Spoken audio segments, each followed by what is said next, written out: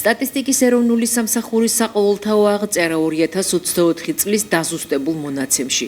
საქართველოში 3.929.581 ადამიანი ცხოვრობს. მათგან 52%, ანუ 2.048.567 ქალია. 48% კი კაცია, ანუ 1.891.004. ქალების წილი შედარებით მაღალია თბილისსა და ქუთაისში და შეადგენს 54%, ხოლო შედარებით დაბალია ქედის, ხელვაჩაურის, ხარაგაულის, საგარეჯოს, მარნეულის მუნიციპალიტეტებში და 59% შეადგენს.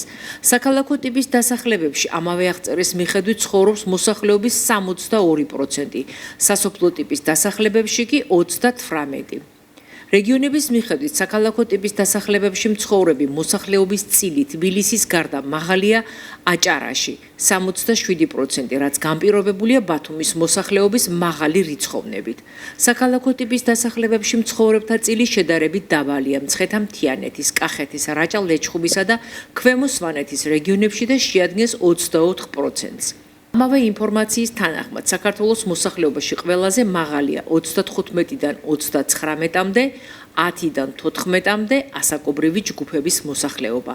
უნდა აღინიშნოს, რომ საქსტატის მონაცემებით ქალების წილი განსაკუთრებით მაღალია 85 წლის და უფროსი ასაკის მოსახლეობაში, კერძოდ აღნიშნულ ასაკობრივ ჯგუფში ქალების რიცხოვნება 2.6-ჯერ აღემატება კაცების რიცხოვნებას.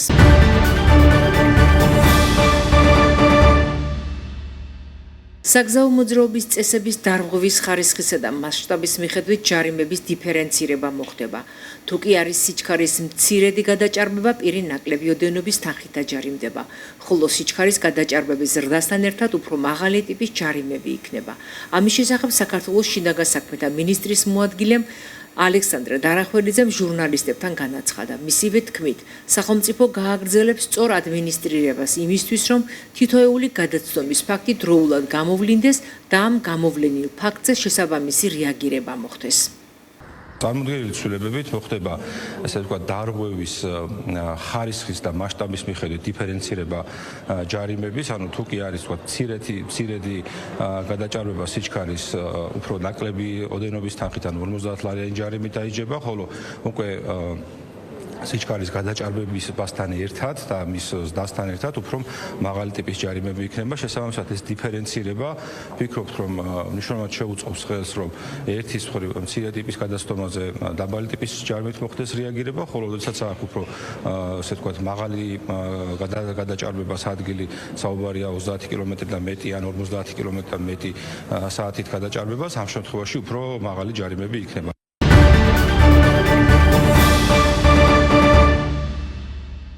რუხის რესპუბლიკურ საავადმყოფოში ჯანდაცვის სამინისტროს ორგანიზებით მასშტაბური უფასო სამედიცინო აქცია გაიმართა, რომლის მიზანიც მოსახლეობაში პრევენციული მედიცინის პოპულარიზაცია, დაავადებების ადრეული გამოვლენა და ხარისხიან სამედიცინო მომსახურებაზე ხელმისაწვდომობის გაზრდაა. ჯანდაცვის მინისტრის განცხადებით, რუხში გამართული აქცია იმ ფართო მასშტაბიანი სკრინინგის კამპანიის ნაწილია, რომელსაც დაავადებათა კონტროლისა და საზოგადოებრივი ჯანმრთელობის ეროვნული ცენტრი ქვეყნის მასშტაბით ახორციელებს. მიხეილ სარჯულაძემ ხაზი გაუსვა პრევენციული მედიცინის მნიშვნელობას და აღნიშნა, რომ დაავადებების ადრეული გამოვლენა ჯანმრთელობის დაცვისა და სიცოცხლის გადარჩენის ერთ-ერთი ყველაზე ეფექტიანი საშუალებაა. აქციის ფარგლებში მოქალაქეებს შესაძლებლობა ჰქონდათ უფასოდ ჩაეტარებინათ კვლევები ძუძუს, საშვილოსნოს ყელის, სწორი ნაწლავისა და პროსტატის კიბოს, ასევე ბედა C ჰეპატიტებისა და ჰიპერტენზიის მიმართულებით. პარალელურად რუხის რესპუბლიკური საავადმყოფო სპეციალისტებმა ზრდასრულ პაციენტებს კარდიოლოგიის, ნეიროქირურგიისა და გინეკოლოგიის უფასო კონსულტაციები გაუწიეს, ასევე ჩატარდა სხვადასხვა დიაგნოსტიკური კვლევებიც. დაავადებათა კონტროლის ეროვნული ცენტრისთვის და მთლიანად სამინისტროსთვის განსაკუთრებული პრიორიტეტია, რომ მაქსიმალურად იყოს ფართო მოცვა მოსახლეობისა სკრინინგული სერვისებით და მეორეს მხრივ მათი ხელმისაწვდომობის უზრუნველყოფა სხვადასხვა ისეთი ტიპის სადიაგნოსტიკო მომსახურებებით, რომელიც განსაკუთრებულად მნიშვნელოვანია პრევენციული ჯანმრთელობის დაცვისთვის. ამ თვალსაზრისით განსაკუთრებული ყურადღება ეთმობა რეგიონებში ასეთი სერვისების ხელმისაწვდომობის უზრუნველყოფას და აქ განსაკუთრებულად და ორმაგად მნიშვნელოვანია ასეთი სერვისებზე ხელმისაწვდომობის უზრუნველყოფა ისეთ არაჩვეულებრივ ადგილას, როგორიც არის რუხის რესპუბლიკური საავადმყოფო და ზოგადად აი ეს ლოკაცია. საზოგადოდ განსაკუთრებულად მნიშვნელოვანია დამოკიდებულება სამედიცინო სერვისების ხელმისაწვდომობისა. ამ ადგილას რუხში საოკუპაციო ხაზთან ახლოს მდებარე სოფელია, ეს ყველაზე ახლოს მდებარე და განსაკუთრებულია როლი და დანიშნულება, ფუნქცია ზოგადად ასეთი სერვისების ხელმისაწვდომობისა სწორედ ამ ლოკაციაზე. ვფიქრობ, რომ დღევანდელი დღე წარმატებულია ერთმნიშვნელოვნად, ეს იმის გათვალისწინებით, რომ საკმაოდ დიდია მომართვიანობაც, საკმაოდ დიდია ინტერესიც, საკმაოდ დიდია ზოგადად დამოკიდებულება და პოზიტიური განწყობები მოსახლეობის მხრიდან, რომლისთვისაც ეს ყველაფერი არის განსაკუთრებულად საინტერესო. ვფიქრობ, რომ ეს არის ერთგვარი შეჯამება იმ ძალიან აქტიური კამპანიისა, რომელიც აწარმოა დაავადებათა კონტროლის ეროვნულმა ცენტრმა, მთელი ქვეყნის მასშტაბით ჩატარებული სკრინინგული აქციების სახით. რუხის რესპუბლიკურ საავადმყოფოში ჯანდაცვის სამინისტროს ინიციატივით მიმდინარე აქცია ადგილობრივი მოსახლეობის ჯანმრთელობაზე ზრუნვასთან ერთად ემსახურება იმ შესაძლებლობების წარმოჩენას, რასაც ვთავაზობთ საოკუპაციო ხაზს მიღმა აფხაზეთის რეგიონის მაცხოვრებლებს, მათ შორის თანამედროვე სამედიცინო გამოკვლევებისა და მაღალტექნოლოგიური მომსახურებების სახით. შერიგებისა და ჩართულობის სახელმწიფო პოლიტიკის ფარგლებში ერთიანი სამთავრობო მიდგომი ჩვენ მომავალშიც გავაგრძელებთ კონფლიქტით დაზარალებულ ადამიანებზე ზრუნვას და მათთვის უკეთესი მომავლის უზრუნველყოფისკენ მიმართულ ნაბიჯებს, რაც ნამდვილად ერთ-ერთი უმნიშვნელოვანესი ინიციატივა დამყოფი ხაზის ორივე მხარეს მცხოვრებ მოსახლეობას შორის დობის აღდგენისა და შერიგების გზაზე. ვაგრძელებთ ყველაზე მასშტაბური სკრინინგ აქციის კამპანიას. დღეს ვიმყოფებით რუხის რესპუბლიკურ საავადმყოფოში. საავადმყოფოსთან ერთად დაიგეგმა მთელი რიგი სკრინინგ აქტივობების. მნიშვნელოვანია, რომ ტრადიციულ და სტანდარტულ აქტივობებთან ერთად, როგორც არის ძუძუს კიბოს სკრინინგი, საშვილოს ნოსყევის კიბოს სკრინინგი, BC ჰეპატიტი A ინფექცია შიცი, სწორი ნაწლავის კიბოს სკრინინგი და ჰიპერტენზიის სკრინინგი აღნიშნულ ღონისძიებებს რუხის საავადმყოფომ დაამატა არაერთი მომსახურება, რომელსაც დღეს მოსახლეობა მიიღებს უსასყიდლოდ, ძალიან მაღალი არის მომართვიანობა. რუხის რესპუბლიკურ საავადმყოფოში ჩატარდა სკრინინგ აქცია სხვადასხვა პროფილის პაციენტებისთვის. მივიღეთ სხვადასხვა ასაკის პაციენტები, მათ ჩაუტარდათ ექიმის უფასო კონსულტაცია და უფასო გამოკვლევები. შესაბამისად, პედიატრიული დეპარტამენტის გახსნასთან დაკავშირებით ჩვენ დღეს პირველად მივიღეთ აქციაში მონაწილეობა და გავსინჯეთ ოკუპირებული აფხაზეთიდან დევნილი პაციენტები, ადგილობრივი პაციენტები, ჩვილობის ასაკიდან დასრულებამდე. მათ ჩაუტარდათ პედიატრის კონსულტაცია და საჭიროების მიხედვით გამოკვლევები. მადლობა ჯანდაცვის სამინისტროს, მადლობა ექიმებს, რომლებმაც გაგვიწიეს შესაბამისი მომსახურება, მივიღეთ ინფორმაცია ბავშვების ჯანმრთელობის მდგომარეობასთან დაკავშირებით. მოკლედ ეს ყველაფერი დღეს რაც ჩაგვიტარდა სკრინინგი, ბავშვების ჯანმრთელობის კვლევა იყო ძალიან კარგი ინფორმაციული თვალსაზრისითაც და უსაფრთხოების თვალსაზრისითაც.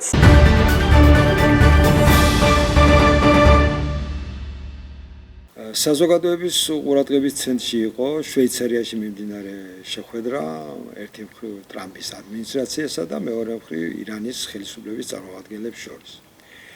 რა თქმა უნდა, ინტერესი ძალიან დიდი იყო და საზოგადოება ძელის იმ გზების ჩვენებას, რამაც პოლიტიკური და ეკონომიკური კრიზისი შეიყვანა მთელი სოფლი.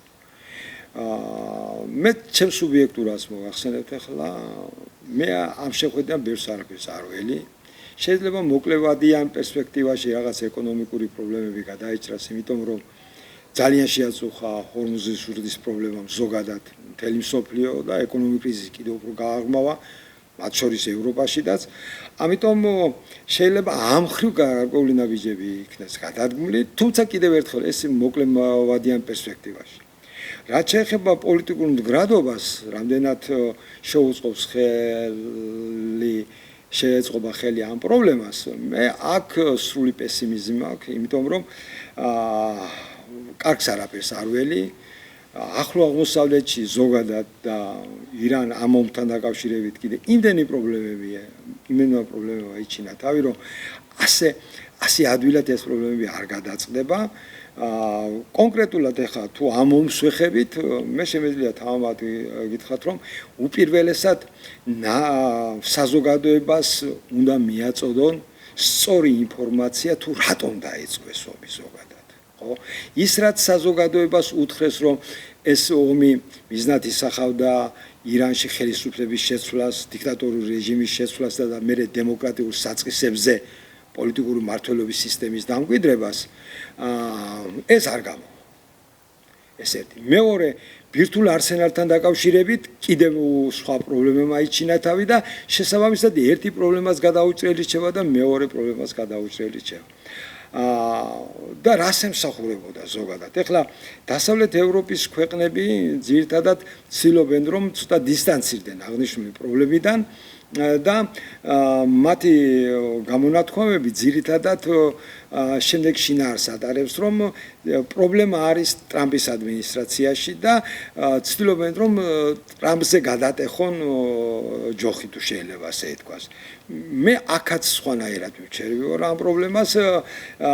აქ არაფერ შუაში არ არის ტრამპის ადმინისტრაცია, შეიძლება უფრო შიშვლად მოქმედებს ის ვიდრე ფარულად, მაგრამ ფაქტია რომ ამ ომთან დაკავშირებით და სხვა ომებთან დაკავშირებით პოლიტიკოსებმა და ასე შემდეგ სპეციალისტებმა უფრო სიღრმისეულად უნდა გადახედონ მანამდე არსებულ პრობლემებს.